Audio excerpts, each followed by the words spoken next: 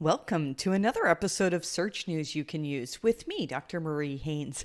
It's been a long time since I've said that, and I want to thank you for your patience as I took some time off to reassess what's happening with the search landscape. Today, I want to share with you how I believe Google's helpful content system has radically changed search. This is a really big deal for SEOs, and it's taken me a number of months to be able to formulate my thoughts on this. In this episode, I'm going to take you through some history, going back to the days where the Penguin algorithm devastated sites, and ending with how the helpful content system is doing the same today, but in different ways. If you've been a regular listener, you know that I've been studying Google's algorithms for a long time. When I started in SEO, I was actually a veterinarian. In 2008, I made a website. It was to help my clients and other people on the internet get good veterinary advice online because I was tired of clients coming to me saying, oh yeah, I found this advice on Yahoo Answers and it was completely wrong. And then I got sucked up into this thing called SEO, trying to figure out how do I get more people to come from search engines to my website. I've been obsessively trying to understand how Google works. Honestly, I don't even know why I do this, but eventually this turned into consulting with other people. I ran an agency for several years, and I've spoken all around the world on what it is that Google's algorithms are built to reward. And let me tell you that I think that so many SEOs are focusing on Google's algorithms as they existed before AI was an integral part of how they rank websites. So in today's episode, what I'm going to share with you is how AI systems like the helpful content system have radically changed how Google ranks search results. I'm betting that many of the tasks that you do for your website on a regular basis, things you do because they're seen as good standard SEO practice, do very little to actually improve Google's rankings because they're not really doing much to make your content more helpful than competitors are. I've been doing site audits and assessing traffic drops for, my first site review was 2012. So 11 years of thoroughly analyzing sites that are struggling to rank. I started by trying to unravel the Penguin algorithm. And then many sites that were coming to me for advice, they were hit by Panda. I'm going to talk about Panda soon. There were the days of the updates that Glenn Gabe initially called phantom updates. These were, things that Google didn't announce, and we were told by Google later that these were actually something that we should be calling core updates. That's a term that you're probably familiar with today.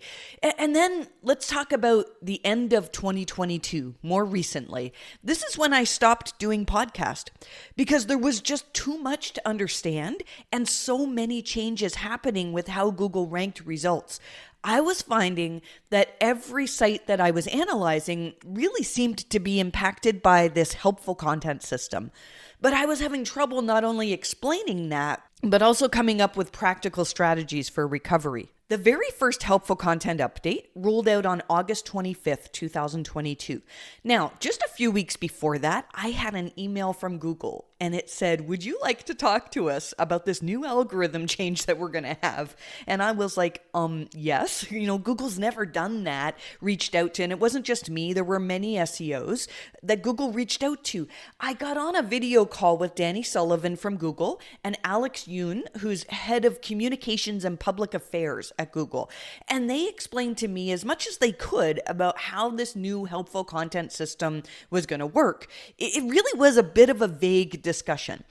I felt that the message that Google wanted to get out was that this update targets, and I want to get this right, content that exists just for SEO purposes. I'm going to explain more about that in a minute. They had a different name for the update at first, not the helpful content update.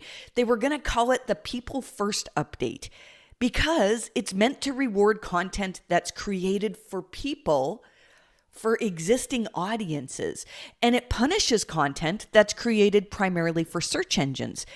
It's a little bit hard to grasp what that means, content created for search engines. Hopefully, by the end of this episode, you'll have a better understanding of whether this is the type of content that you're producing. I've spoken with a few site owners this week alone who have had an eye-opening moment when I pointed out the parts of their content that they wrote for search engines and not for people. So Google wanted to ensure that people still understood that much of what we do in the name of SEO is still good and helpful. Google's not against SEO. They have a whole guide to encourage us with what's good SEO practice. But also, Google's aware that a lot of the content that does well on the web, that ranks well, that takes up a lot of Google's index, does so more so because of a knowledge of SEO and the knowledge of what it is that Google's algorithms reward, rather than being actually the best option to put in front of searchers. So I want to talk about two types of SEO, and I want you to think about which camp you're in. One type of SEO is getting businesses found. If I'm a plumber and there are 100 other plumbers in my city, I'm going to need the help of an SEO or somebody who understands search engines, particularly Google, to figure out how do I get seen on that first page? Or even how do my customers that I currently have find me online? How can more of them seek me out and find me online? Or maybe I have a store that exists in real life that has customers that buy my products or my services, and I would like to have more of these customers find me online. That business needs to be found and can benefit from the help of an SEO in a lot of cases to help them get found. No matter what happens in the future with AI, with large language model tools like ChatGPT or Bard changing search, businesses will still need to consult with those of us who understand the online landscape. SEO is not dead. However, there's a second type of SEO, and I'm concerned for this group. A lot of you make money mostly from creating content or from driving people to content online. But that content was not created to serve an existing audience. Rather, you create this content because of the opportunity that Google has given us over the years. The more you get people to use Google to come to your content, the more money you make. And also, historically, the more money Google has made.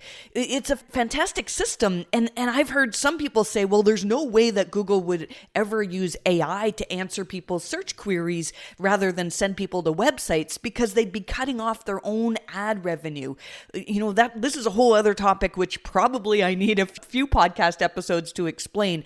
I think AI will completely reshape how money is made on the internet, especially when we talk about Project Tailwind, or Google's official name now is Notebook LM, that will allow us to use AI that's grounded in our own Google Docs. I wrote a bunch in episode number 295 of newsletter this week to talk about that. And I don't want to get off track here talking about the helpful content system. Hopefully I'll get more podcast episodes in talking about that. But I don't think Google's in trouble. I think they've got lots of ways that they can change the way that money is made online. So many of you do SEO because we have this opportunity to create content and then use our skills to drive traffic to that content, which allows our clients to make money. So that's different than doing SEO for a business with an existing audience. This is important. One of Google's questions that they tell us to ask ourselves, and if you have been listening to podcasts for a long time, you know that I'm always talking about Google's helpful content questions. I have a link to it in the description of this show so that if you have not read the helpful content criteria, this is super important. I have it open on my desk all day. I'm always referring back to it. So here's one of the questions. Do you have an existing or intended audience for your business or site that would find the content useful if they came directly to you? Last year, Barry Schwartz from Search Engine Roundtable did an interview with H.J. Kim from Google, and they talked about the Panda algorithm filter. Panda was a change that Google made in their search engines starting in 2011, and it's very important. It was a change to improve the quality of the sites in the search results. Google gave us a list of questions to consider that are still important today. I've linked to these questions in the show notes for this episode again. They've been modified somewhat over the years. Eventually, Google moved them to a new page on core updates, and now they're on Google's page on creating helpful content. So these questions are so important. Does your content clearly demonstrate a firsthand expertise and a depth of knowledge? Another question is, if someone researched the site producing the content, would they come away with an impression that it's well trusted or widely recognized as an authority on its topic? Do you think that people recognize you as an authority on your topics? If not, then you're not aligned with Google's recommendations on creating helpful content.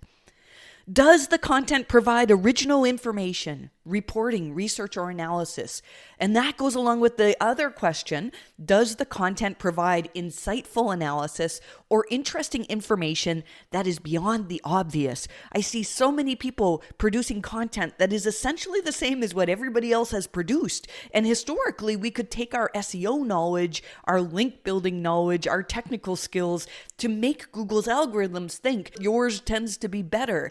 Well, when Google gave us the original version of these questions with the introduction of Panda, they actually said in their blog post that they write algorithms to try and replicate the types of things that a human would find useful. I'm going to give you the exact quote. Here's what they say in their article on Panda. Below are some questions that one could use to assess the quality of a web page or an article.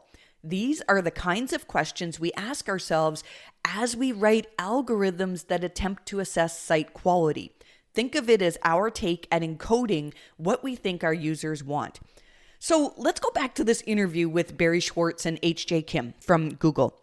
He was talking about Panda. H.J. Kim was, and he said that Panda was launched because Google was worried the web was going in a direction they didn't want it to go, with people creating copious amounts of content just for the sake of making content. I've linked to that episode as well, where you can watch. I would recommend you watch the full interview because it is so informative. So even back in 2011, Google recognized that they were creating this monster in that many websites, figured out that if we can create content and if we can understand how Google's algorithms work, then we can get a lot of visitors to that content and we can make a lot of money. And so massive corporations formed to create content. That's all that they did. And I can't imagine how many people are employed overall by these corporations. In 2017, I had this realization as I was analyzing a client with a traffic drop. I was seeing that the pages that were outranking them were ones that really did better align with Google's criteria. They had expert authors with really good author bios, a number of other things that Google had laid out in their criteria, laid out in the quality raters guidelines, which really is the expanded version of the helpful content criteria. And that's when I realized that maybe it might just be possible for Google to build algorithms that actually reward what they say they want to reward. And if that's true, then holy cow, that's something we should be paying attention to, right? And yet there really wasn't at that time a logical explanation as to how Google could do this. Now that I understand more about Google's use of machine learning systems, it makes perfect sense to me how they can identify which content is most likely to be helpful. For many SEOs, especially those who have been in SEO for longer than I have or have done more practical SEO work than I have, the things that are focused on the most are technical improvements and links. I want to talk about links, and then I'm going to get back to more explaining on how the helpful content system works and why it's so important.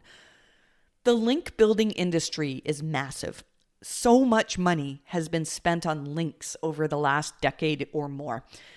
My first start in actually charging money to do SEO work was in understanding what it is that Google values in terms of links.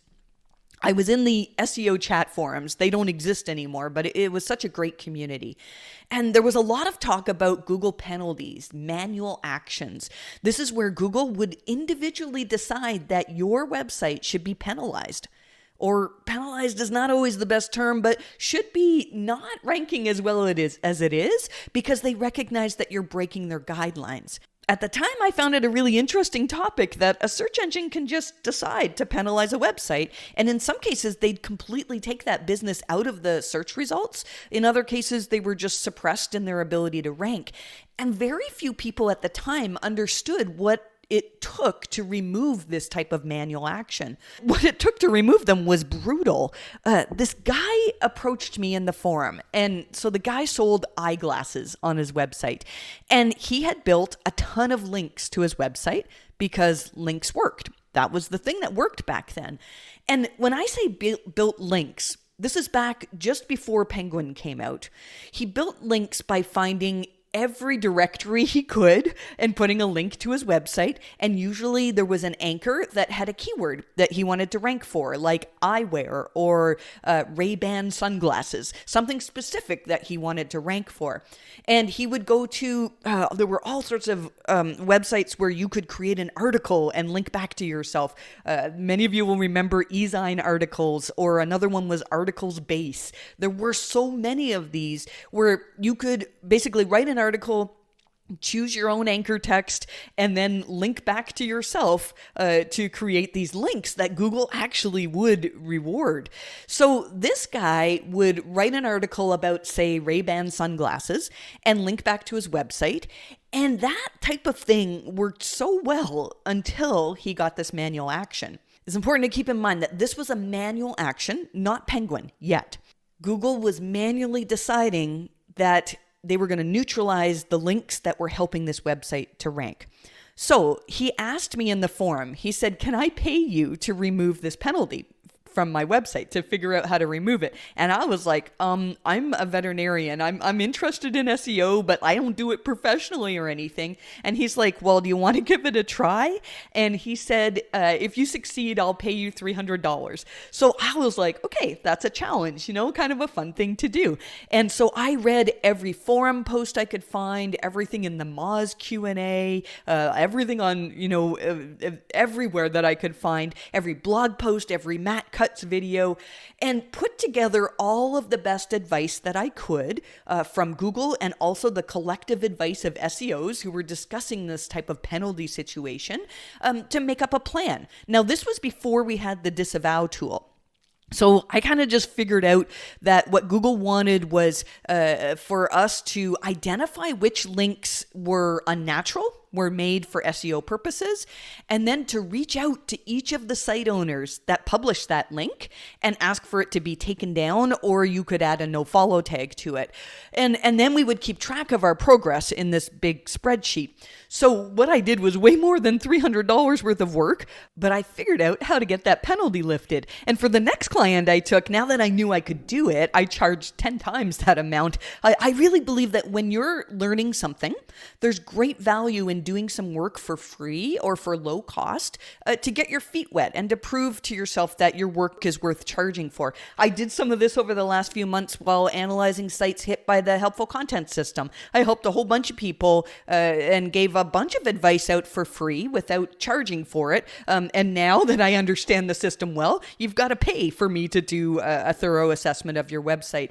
Well, that site, even though we got the manual action lifted, it never did recover after removing the penalty. Some sites have over the years. I've removed many penalties since then that for sites that have seen really good recoveries, but that particular site never recovered, and a lot of sites didn't. The reason is that those links worked until Google figured out how to stop them from working to improve your rankings. They worked to convince Google's algorithms that, hey, this site is about eyewear and lots of people are talking about it and linking to it. If a bunch of websites are saying, oh, this is the place that you have to buy Ray-Bans, and Google has trouble determining with their algorithms that a link from, say, eZine articles is not actually a vote from somebody else about this site, well, then you can do a lot with that. And at the time, they could not figure out how to stop those links from making this site look better than it was, other than manually neutralizing those links. And in some cases, they completely took the site out of the search results. A manual action meant that somebody, like an actual human being, has looked at the website, looked at the backlink profile and decided that you're breaking Google's guidelines. Now, if that website was created today, nobody would build links that way on low quality directories he had links on directories like bestpagerank.directory.com or, high links directory, things like that. At the time, though, Google couldn't figure out how to stop those things from working. That kind of link was actually quite helpful before Penguin. So they started giving out these manual actions. Well, then in April of 2012, Google ran an algorithmic update that they called the Penguin update. And now, at the time, I'm involved in all these conversations in forums on manual penalties and how Google values links and how these types of things work. And people are starting to look to me for advice on this Penguin update. The Penguin update, if you were not around in SEO in 2012, was catastrophic for some websites. There were sites that had 90% or more of their traffic just completely disappear with this update. There were empires that were built on understanding how Google valued links in their algorithms and how to manipulate that, how to make networks of links that really made it look like people were recommending your website. And a lot of those just died overnight. So I know so many people whose story was that they were making thousands, sometimes even millions of dollars building links to prop up their content. And then Penguin happened and all of these rankings, or worse, their clients' rankings were gone.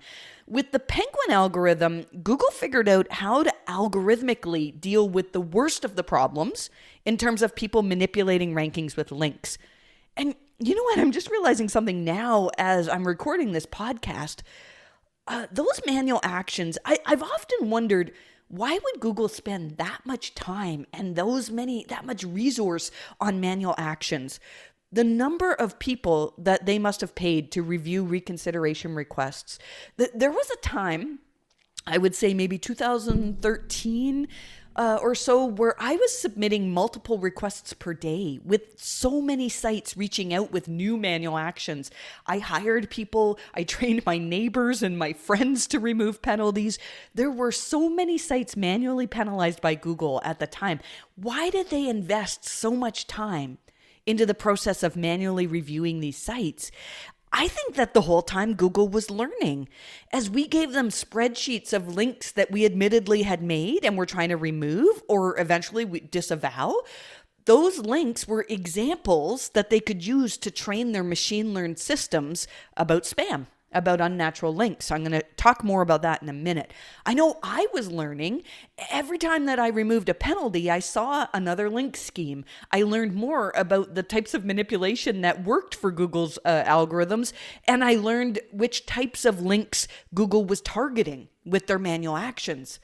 Links, they were the core of Google's algorithm for a long time. Links were the thing that made Google better than all the other search engines. I used Excite for many years. Lycos, Yahoo, they all existed before Google, but it was Google's use of links. The idea that if a lot of people link to a piece of content, then it must be a pretty good piece of content. That was revolutionary. Now, the Penguin algorithm is a strange thing. Every time Google ran a Penguin update, I would say, see, Google is just getting better at ignoring unnatural links, and you should all stop building links just to prop up your rankings. Yet, people who built links, people who I trusted, I know a lot of people who are working in black hat SEO or even legitimate white hat SEOs who were doing things to get links, would continually tell me that many types of links were still clearly being rewarded by Google's algorithms. I think many still are today. Google's documentation on their ranking systems tells us that PageRank, so PageRank is why we build links, was the core of Google's ranking system. And it's still important today, but how they use it has changed significantly over the years. When you can truly get people to link to you, to be recommending you, not because of your marketing efforts, although, I mean, you can still do marketing efforts. You want to get the word out about your site, your business, your products. But if you can do stuff that earns links earns recommendations from those who matter in your industry, I do think those are still very valuable. They speak to your EEAT. They are one of the many criteria that Google can use to evaluate whether content is likely to be helpful. Links have always been important, but I think they're way less important than a lot of SEOs think. With all of this said, if you are struggling to get good links, you can reach out to me. I have some connections from companies that I feel do good work in this area, but a good link builder, somebody who can truly help you attract the kind of link Google wants to recognize and reward, is really expensive now because it's not easy getting the kind of link that Google wants to consider in their algorithms. And also, there's so much more to creating helpful content than just links. I'm going to get there in a minute, but let's go back and talk about Penguin. When Google first announced Penguin, the announcement didn't really actually talk about links. It talked about manipulation, about keyword stuffing.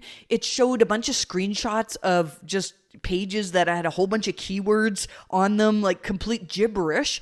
And it talked about web spam in general, but it took a little while before the SEO community unanimously agreed that Penguin was primarily about links. And then Matt Cutts, who was head of web spam at Google, confirmed that he said on Twitter that yes, links were the primary area of concern for sites that were impacted by Penguin. I spent many years trying to understand Penguin, because lots of legitimate businesses who paid for what ended up being low quality SEO, kind of like shortcut SEO, where they just built links because links worked, real businesses were hurt by Penguin. And there was very little guidance from Google on what businesses could do if they were affected. I had many businesses turn to me for help. And here I am, a veterinarian with an interest in SEO, trying to learn all I can to help these businesses. And then eventually Google gave us this tool they called the disavow tool. So instead of getting links removed, we could just say, here's a list of links, and Google, we don't want you to count those in your algorithms.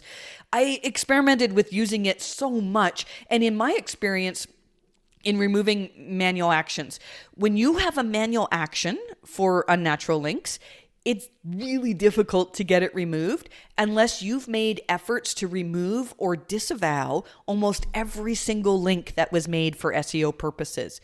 Trust me, you do not want to get a manual action. It was super interesting to see the types of links that Google chose to penalize and how they changed over the years. Years ago, we'd see sites penalized for widespread article publishing and low-quality directory links. But gradually, it got harder and harder to distinguish when we were doing a link audit for sites what the unnatural links were from the actually truly earned links, the ones that we'd say, yeah, Google wants to reward this. For several years, I had an entire team of people that we'd sit around a table and we'd go through the links that were made that were pointing to a website, and we'd decide one by one whether each link was one that was made for SEO purposes, whether it was one that was just, the type of spam that every site gets, or whether it was a link that Google's algorithms were likely to consider valuable and worthy of counting. Our process was to just be very aggressive and get rid of everything that smelled like SEO. Because if we didn't do this, we would fail our reconsideration request repeatedly until we had been wildly cutthroat in identifying links made for SEO purposes. One quick tip, if you're dealing with a manual action and if you've had several failed attempts, something that would work for me, and this was only, when we got to the point where I was like, man, we've removed everything that really should be considered an SEO-made link. I would file a reconsideration request that essentially said, look, we've done all we can to identify links made for SEO. We've removed what we can. We've disavowed the rest, and there's nothing more we can do.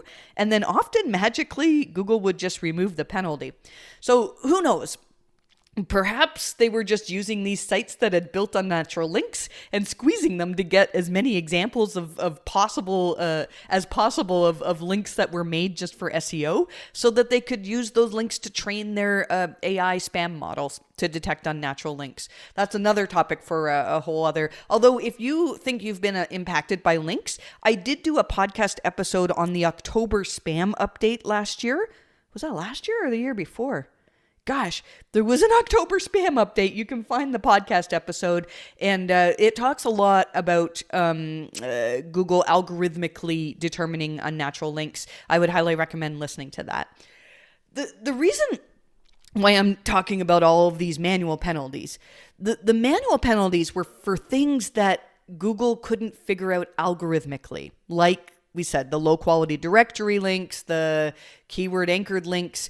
In 2012, that's the type of link that we were dealing with for these manual actions.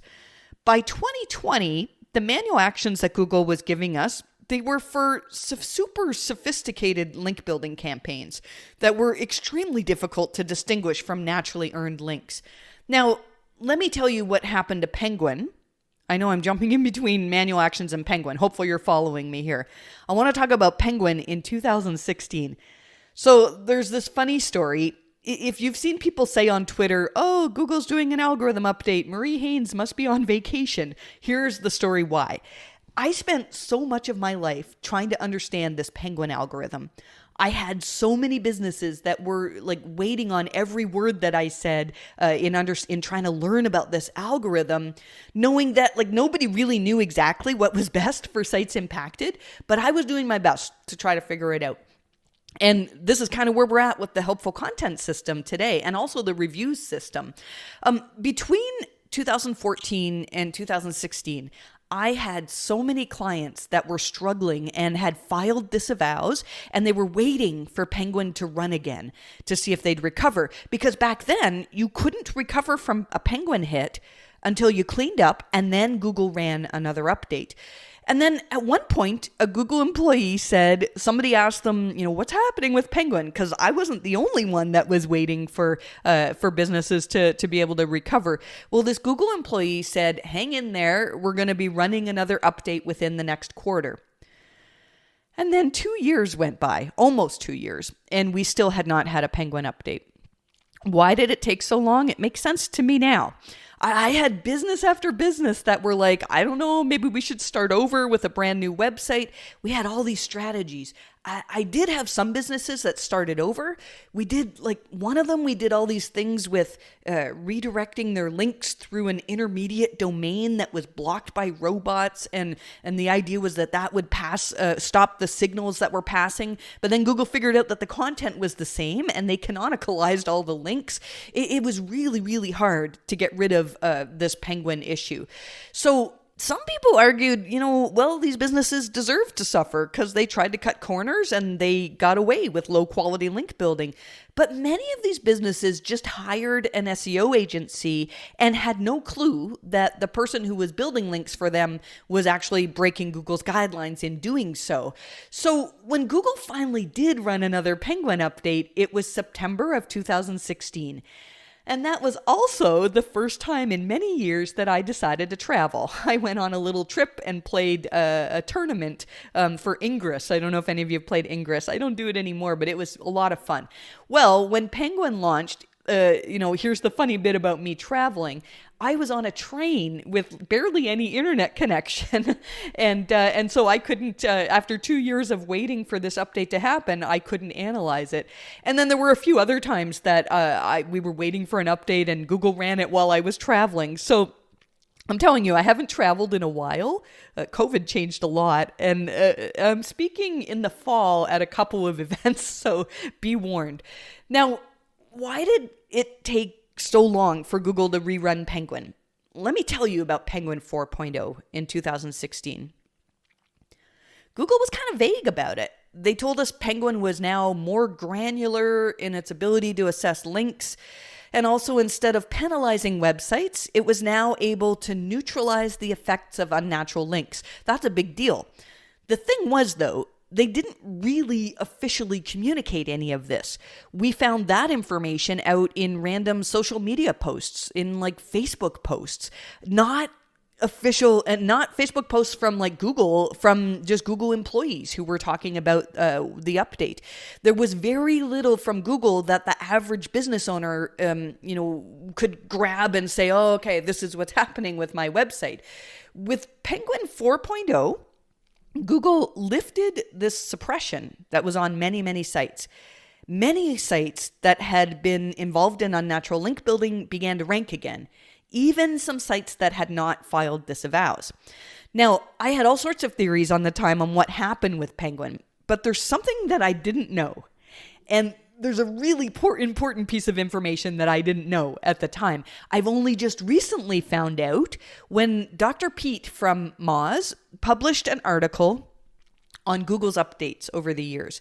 Dr. Pete Myers is a data scientist. He's such a really cool guy. He put together this heat map. It's a document of Google algorithm updates. And, if you hear me tweeting about things like, the SEMrush sensor or Mozcast, which is Dr. Pete's tool, is high today, that means that there was a lot of shakeup in the search results. There were a lot of changes in ranking positions. And so probably Google's doing some type of an update to their algorithms that's significant enough to impact a lot of sites. Lately, these tools have been showing wild turbulence almost every single day. The SEMrush sensor just this week hit 9.4, which they call a Google quake, but it's been super high for months now. So it's really, there has been a lot of change. So when you look at Dr. Pete's heat map, where red means that there's a lot more algorithm turbulence, there's a really obvious point when it starts to just turn orange, and then it's consistently orange or red from that point on. And you can probably see where I'm going with this story. That date where things shifted to a state of constant turbulence was late September of 2016, the same time when Penguin 4.0 ran. So now it makes sense to me. We've been seeing these statements from Google lately telling us that they've been what they call an AI first company, artificial intelligence first company, for 7 years now. Well, 7 years ago was 2016. So I expect that Penguin 4.0 was actually the introduction of new AI systems into Google's algorithms. The more they can rely on AI systems to determine which pages are high quality and helpful, the less they need to rely on links as a proxy. So instead of saying this page has a lot of links pointing to it, therefore it must be one that people find helpful, they can now say this content has several characteristics that align with our model that's designed to determine whether content is helpful. Now, each time Google ran an update, whether it was an announced update like a core update or a product reviews update, or more recently a helpful content update, every time I analyzed sites that were struggling, I'd look at content that Google had elevated and try to find patterns on what had changed. One of these updates was not announced as an update, but a day where many sites saw wild changes in rankings. This was February 7th, 2017. Since then, someone from Google has told me that this was actually an unannounced Panda update, but we had no official word from Google on what happened on that day. Now, you might remember us talking about Fred in March of 2017. I think what we called Fred was, this big change to improve quality actually started a month before that in February. When I analyzed content that was impacted on that particular day, the pattern that I noticed that was consistent across all of the sites that I analyzed was that Google promoted content, in this case, that had author bios, where the authors had the type of expertise that users might find helpful, just like they described in the Panda questions. So I did a review in early 2018 for a site that had previously suffered a catastrophic drop in February of 2017. And I shared my thoughts on what Google's algorithms were rewarding, and they took that advice seriously. They went out and they hired expert authors. They did a bunch of things to improve things like how they referenced content and other things. I gave them this document of over 100 pages of things that Google had said were aligned with content quality that didn't really they didn't demonstrate on their websites. And so they made all sorts of changes. This certainly was not an inexpensive decision for them, because hiring medical expertise was terribly expensive, but it paid off tremendously for them with the August 1st, 2018 Medic update. They had, which was a core update. They had incredible increases in very, very profitable keywords. For the last several years, with almost every single significant Google update, whether it's announced or not, there's one super obvious pattern. It's not author bios. It's not reputation, although that can be a factor. But there's one specific difference when looking at pages that Google's algorithms started to prefer and comparing those to the site that I'm analyzing that has had traffic drops. I have a whole system that I've made now where I can determine which keywords have declined in an update and which competitors Google has clearly elevated against them.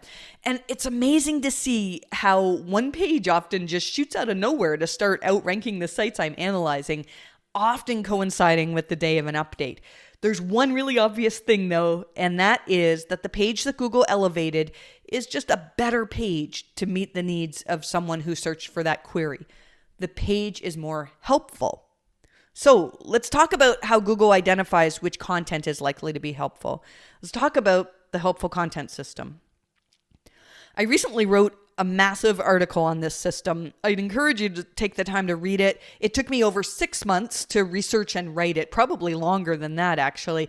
My hope is this article and also this podcast episode that you're listening to will help to shift your mindset so that instead of focusing mostly on producing pages that are technically sound, load quickly, make good use of internal links, I mean, those are all good things, but I'd love to see more focus on producing content that actually is the best option for Google to put in front of someone. Google's helpful content system uses AI to reward sites with consistently helpful content, and it demotes sites by putting a classification on them whose content usually isn't the best option to put in front of searchers. It's a hard concept for us to grasp because it doesn't fit into what we've been taught about how Google's algorithms work. As SEOs, we understand PageRank. And for many years, PageRank was at the core of Google's algorithms. Here's what Google says in their documentation on the many systems that are used in ranking. One of those systems they talk about, they've called it link analysis systems and PageRank. I'm going to read from Google's documentation. We have various systems that understand how pages link to each other as a way to determine what pages are about and which might be the most helpful in response to a query. Among these is PageRank, one of our core ranking systems used when Google first launched. Those curious can learn more about reading the original PageRank research paper and patent. How PageRank works has evolved a lot since then and continues to be a part of our core ranking systems. So PageRank is a component of EEAT. Links are still a signal that Google can use when they're assessing whether a page is likely to be helpful. For many years, links were the best signal that Google could use. If you write a new article and a bunch of people link to it, especially if those links were from relevant sources, or better yet, authoritative relevant sources, then there's a good chance that people are going to find that page helpful. But now Google has this helpful content system. The system generates a signal, and they can use that signal in search. The signal says whether your content is likely to be helpful or not. And if your traffic has been declining and you can't figure out why, then there's a good chance that the system is to blame. In my article, I talk about several dates that I think were really important to the helpful content system. I'm not going to mention them all, but I'll say that so many sites were impacted in November of 2022, which just happens to be a few months after the launch of the helpful content system. And I find that interesting because Google says that the system, if it detects that your content, if you've removed unhelpful content and it has remained that way for a few months, then there might be changes in the classification that you receive. So I think that so many sites that were impacted either the first week of November or a really common day is November 15th were strongly impacted by this helpful content system. And in every case, when I look at content that suffered and compare it to content that started to thrive, it's super obvious that the competitor's content is just more helpful. Let me give you some examples. In one case, the website that I was reviewing was offering online flower delivery. And the landing page that I was assessing, one that had dropped since November, I can't remember exactly when, but it was since an update that I felt was related to the helpful content system, started with a paragraph that said something like, "Are you looking for online flower delivery? We offer blah, blah, blah." And it had this big long paragraph of words that humans are going to skip over. Because the user came to that page not to learn about what online flower delivery is, but to order some flowers.